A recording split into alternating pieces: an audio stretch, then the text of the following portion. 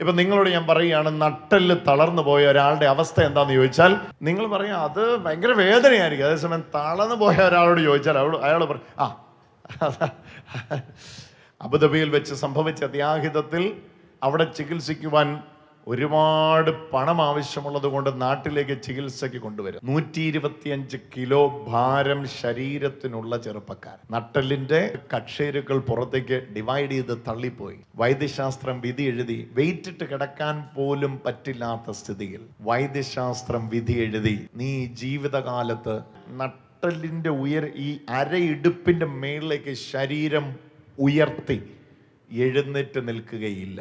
ആയുർവേദം പരീക്ഷിച്ചു, അലോപ്പതി പരീക്ഷിച്ചു, പരീക്ഷിക്കാനൊന്നും ബാക്കിയില്ല. കൂട്ടുകാരൻ പറഞ്ഞു, ഞങ്ങളുടെ പള്ളിയിൽ കൺവെൻഷൻ നടക്കുകയാണ്. വിശ്വാസമൊന്നും ഇല്ലാത്ത ആള് 1-ാം ദിവസം കൺവെൻഷന് വരാൻ വേണ്ടി കട്ടിലെന്ന് എഴുന്നേക്കാൻ ശ്രമിച്ചു, ഒരു രക്ഷയുമില്ല. 2-ാം ദിവസം ഇരുമ്പ് കൊണ്ടുള്ള ഒരു കേജ് ബെൽറ്റ് എല്ലാം കൂടെ വലിച്ചു മുറുക്കി കെട്ടി പലരുടെ സഹായത്താൽ ദേവാലയത്തിനകത്ത് വന്നിരിക്കുകയാണ്. അബുദാബിയിൽ നിന്ന് കൊണ്ടുവന്നിരിക്കുകയാണ്.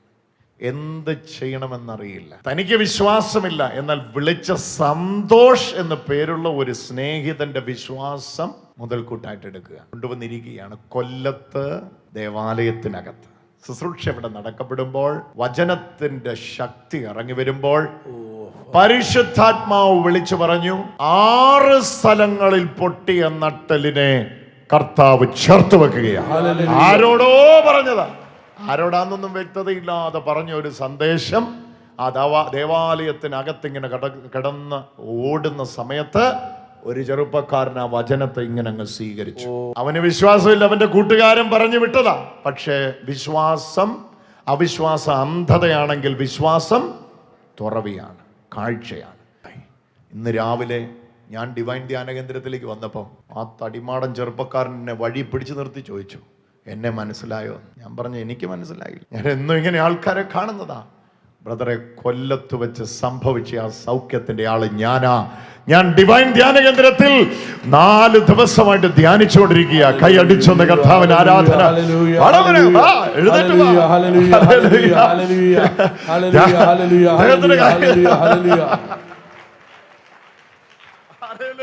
രാവിലെ എന്നോട് പറയാ, ഇതിന് കീഴ്പോട്ട് തളർന്നു പോയിട്ടൊന്ന് നിവർന്ന് എങ്ങനെയായിരുന്നു?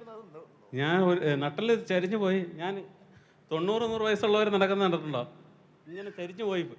എനിക്ക് നേരെ നിൽക്കാൻ പറ്റാത്തൊരവസ്ഥയിലായിപ്പോയിരുന്നു. എന്ത് ചെയ്യണമെന്നൊരു പിടിയും ഇല്ലാതെ അവിടുന്ന് നാട്ടിലെത്തിയതിന് ശേഷം പല ട്രീറ്റ്മെൻറ്റും എടുത്തു, ഒരു രക്ഷയുമില്ല. ആ ഇടയ്ക്കാണ് എൻ്റെ അമ്മയുടെ നാട്ടിൽ പെരുന്നാളിൻ്റെ ഇടയ്ക്ക് ഇതെനിക്ക് ബ്രദറിൻ്റെ ധ്യാനം വന്നു.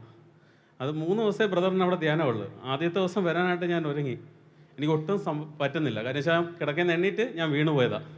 എനിക്ക് നേരെ കിടക്കാനും പറ്റത്തില്ല, കമന്ന് കിടക്കുന്നത്. കാര്യം വെച്ചാൽ ഒരു കസേര പോലും ഒരു 5 മിനിറ്റ് തികച്ചിരിക്കത്തില്ല, ഇരിക്കാൻ പറ്റത്തില്ല. അത്രയ്ക്കും ബുദ്ധിമുട്ടിൽ ഞാൻ അനുഭവിച്ചിരുന്ന സമയത്താണ് ഞാൻ ധ്യാനത്തിന് പങ്കെടുക്കുന്നത്. അവിടെ വന്നപ്പോൾ വിശ്വാസം ആ ഫാക്ടർ ഒന്ന് പറഞ്ഞു, എങ്ങനെയായിരുന്നു അത്?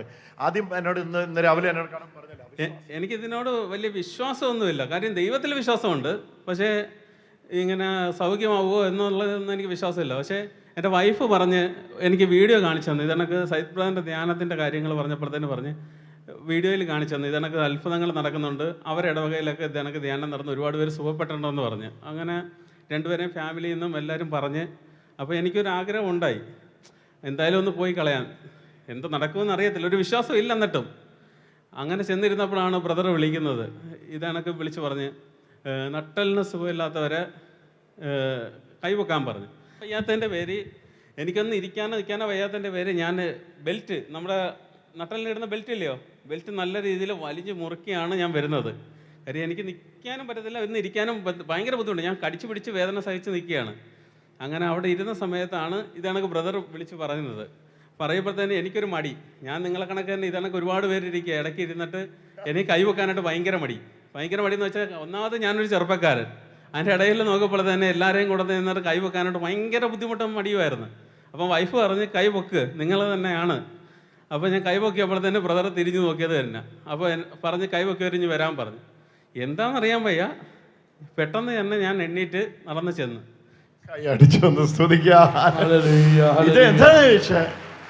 ഇപ്പൊ ഇവിടെ ധ്യാനിക്കുക അല്ലേ? ഇവിടെ ധ്യാനിക്കുക. ഇപ്പോൾ ഒരു കഴിഞ്ഞ ആഴ്ച വരാനിരുന്നതായിരുന്നു.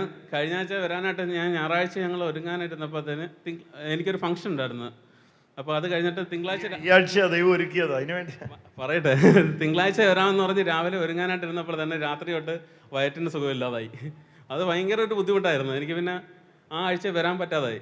പിന്നെ ഞങ്ങൾ തീരുമാനിച്ചു ഇനി അടുത്ത ആഴ്ച പോകാം. പക്ഷേ ഇവിടെ ബ്രദറിൻ്റെ ധ്യാനം ഉണ്ടായിരുന്നത് ഞാൻ പ്രതീക്ഷിച്ചൊന്നുമില്ല, ഇങ്ങനെ കേട്ടിട്ടുണ്ട്. അപ്പോൾ ഇവിടെ വന്നത് ഞാൻ കൗൺസിലിംഗ് കൂടിയപ്പോഴാണ് പറയുന്നത് കഴിഞ്ഞ ആഴ്ച ബ്രദറിൻ്റെ ധ്യാനത്തിന് വന്നില്ല, ഈ ആഴ്ച എന്തായാലും കാണുമായിരിക്കുമെന്ന്.